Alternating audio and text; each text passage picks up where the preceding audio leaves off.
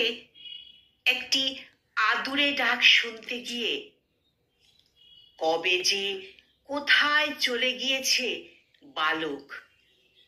অন্তের দেওয়াল চিরে তেপান্তর পেরিয়ে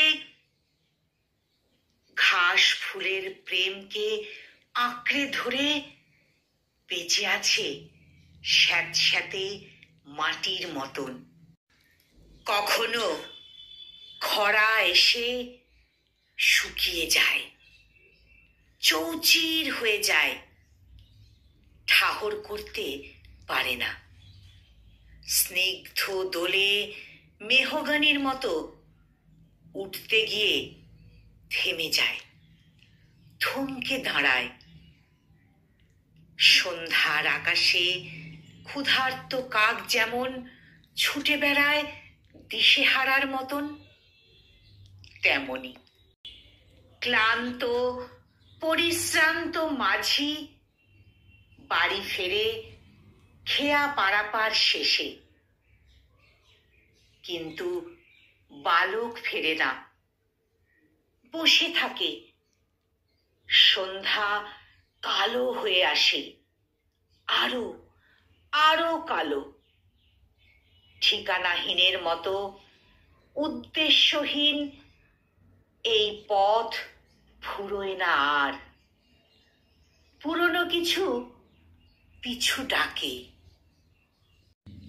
পুরনো কিছু পিছু ডাকে। লুকোচুরি খেলে অবুঝ বালকের সাথে। স্মৃতির বন্দিশালায় কালো অক্ষরগুলো পুড়ে ঝাপসা হয়ে আসে। ঝাপসা চোখে দৃষ্টির বাইরে কাঁচের দেওয়ালের ওপারে বোবা কান্নায় ফেটে পড়ে বালক। হাত থেকে, তুমি একটা বোকা ছেলে। লেখা একটি শব্দ লিফলেট উড়ে যায় ঝড়ে।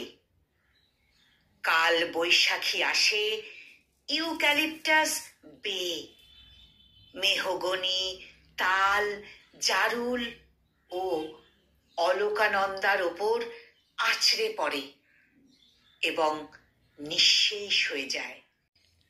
এখন এখন শুধুই বিলীন হওয়ার পালা কাল বৈশাখীর তরে।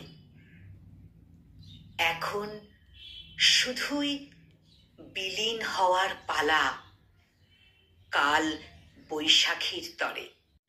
কলমে মোহাম্মদ আশরাফুল, আর উচ্চারণে আমি নিবেদিতা।